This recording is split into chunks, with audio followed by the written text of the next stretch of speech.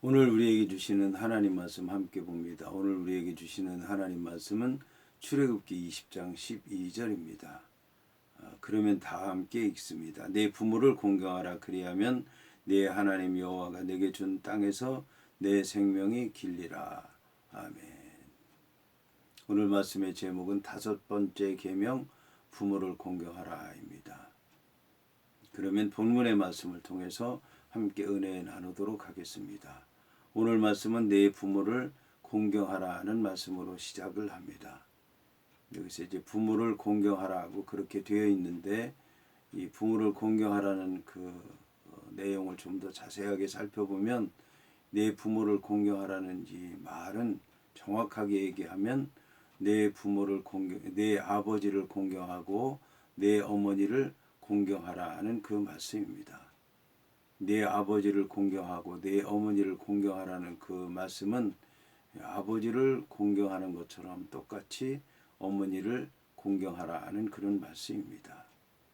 그리고 아버지를 공경하고 어머니를 공경하라는 얘기는 하나님을 경외하는 것과 똑같이 이제 공경하라는 그런 말씀인 것입니다. 하나님을 경외하는 것처럼 부모를 공경해야 되는 이유는 하나님께서 우리 인생들을 지으셨기 때문에 그렇습니다. 하나님께서 우리 인생들을 지으신 것처럼 부모님들은 우리 자녀들을 낳은 것입니다. 물론 하나님께서 우리 인생들을 지은 것하고 부모님이 우리를 낳으신 것하고는 차이가 있습니다. 여호와 하나님께서 우리를 지으셨다라고 하는 것은 영적인 것을 얘기하는 것입니다. 영적이라고 하는 얘기는 우리의 영혼만 주관한다는 얘기가 아니라 우리의 영혼과 우리의 육신과 우리의 삶을 주관한다는 그런 말씀인 것입니다. 그런데 이 부모는 우리를 낳고 그리고 우리를 키우고 우리를 가르치는 일을 하고 있습니다. 하나님께서 하시는 일과 똑같은데 다른 것이 있다면 하나님은 한계가 없으시지만 부모는 한계가 있다라고 하는 것입니다. 부모는 생명을 주관할 수가 없습니다. 영혼을 주관할 수가 없습니다. 삶을 주관할 수가 없습니다. 부모도 한계를 가지고 있어요.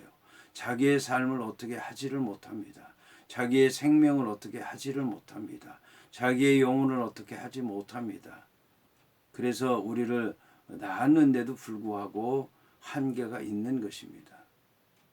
그런데 여호와 하나님께서는 육체로 우리를 낳지 않으셨지만 우리를 지으셨다고 고백하는 것입니다. 여호와 하나님께서 우리의 영혼을 주관하시고 우리의 생명을 주관하시고 우리의 삶을 주관하시는 것입니다. 여기서 이제 우리가 이 부모를 공경해야 되는데 부모를 공경하려면 구체적으로 어떻게 해야 되느냐? 부모님의 말씀을 따라야 된다라고 하는 것입니다. 부모를 공경하는 것은 부모의 말씀을 듣고 부모를 따르고 부모의 뜻을 따라 사는 것을 얘기하는 것입니다. 육체적으로 공경하고 물질적으로 공경하고 또 세상적으로 공경하는 것 중요합니다. 그런데 하나님의 말씀을 따르는 것이 하나님을 기뻐하게 하는 것처럼 부모를 가장 기뻐하게 하는 것은 부모님의 말씀을 따라 사는 것입니다. 이 부모 공경에 관한 계명은 인간의 계명 가운데 첫 번째입니다. 하나님에 관한 계명 다음으로 첫 번째로 나오는 것이 부모 공경에 관한 말씀입니다. 이처럼 부모 공경이 인간의 계명 가운데 첫 번째로 나온다라고 하는 것은 부모 계명에 관한 말씀을 우리가 잘 지키게 되면 나머지 계명은 저절로 지키게 된다라고 하는 것을 얘기하는 것입니다. 부모 계명의 뒤에 나오는 그 계명들을 보게 되면 살인하지 말라, 간음하지 말라, 도둑질하지 말라, 거짓 증거하지 말라, 남의 것을 탐하지 말라입니다. 그런데 이 부모 계명을 잘 지키게 되면 나머지 계명도 저절로 지키게 된다라고 하는 것은 부모님들이 하는 말이 그 부모 계명에 따르는 뒤에 나오는 그 계명들이라고 하는 것입니다. 다시 말씀드리면 부모님들이 늘 하는 얘기가 뭐냐면 살인하지 마라, 간음하지 마라, 도둑질하지 마라, 거짓말하지 마라, 내 이웃의 것을 탐하지 마라. 이것이 바로 부모님들이 늘 하는 얘기라고 하는 것입니다. 그래서 이 부모 공경에 관한 계명 다음에 나오는 것은 하나님 믿는 부모들만이 하는 얘기가 아니라 세상에 사는 그런 하나님을 안 믿는 세상적인 부모들도 하는 얘기가 이런 것이라고 하는 것입니다. 그래서 이 부모 계명이 그렇게 중요하다라고 하는 것을 그 얘기하는 것입니다.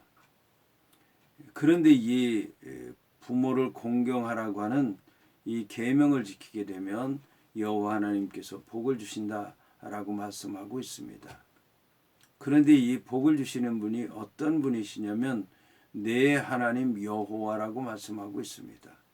말씀을 듣는 사람의 하나님이라는 겁니다. 그 하나님이 바로 여호와라고 하는 것입니다. 그 여호와는 스스로 계신 분이시고 구원의 하나님이시고 그 다음에 약속의 말씀을 주시는 하나님이신데 그 하나님께서 복을 주시겠다라고 하는 말씀인 것입니다. 어떤 복을 주냐면 여호와 하나님께서 주신 땅에서 살 수 있도록 하시겠다고 말씀하고 있습니다. 여호와 하나님께서 주신 땅은 약속의 땅입니다. 약속의 땅은 젖과 꿀이 흐르는 땅입니다.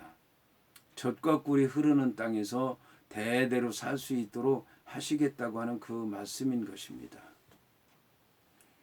자, 이처럼 여호와 하나님께서 주신 땅에서 살도록 하는 것만이 아니라 내 생명이 길리라고 말씀하고 있습니다. 여기서 내 생명이 길 것이다라고 하는 말씀은 장수한다고 하는 그런 말씀입니다. 그런데 이 장수한다는 말씀은 단순히 장수한다는 말씀만이 아니라 생명이 연장된다는 얘기입니다. 길어진다는 얘기입니다. 원래의 수명보다도 더 오래 살 수 있다라고 하는 것을 얘기하는 것입니다. 그러니까 내 생애는 60이면 끝나고 70이면 끝나고 80이면 끝나는데 부모를 공경하는 사람은 거기에 더 나아가서 10년, 20년, 30년 더 장수할 수 있다는 얘기입니다. 그런데 그 삶이 결코 외롭거나 고단하거나 또 슬픈 삶이 아니라 복된 삶이라고 하는 것입니다. 여호와 하나님께서 복을 주시기 때문입니다. 약속한 땅에서 살기 때문에 그렇습니다. 여호와 하나님께서 그 생명을 연장시키기 때문에 그렇습니다. 이제 요즘에 장수한다고 그래서 여러 가지 문제가 많다고 얘기합니다. 젊은이들이 버겁다고 얘기를 하고 있습니다. 부모를 내버리는 일까지 일어나고 있습니다. 이 시대에 우리는 여호와 하나님의 말씀에 귀를 기울여 봐야 되겠습니다. 부모 공경에 관한 말씀을 다시 한번 생각해 봐야 되겠습니다.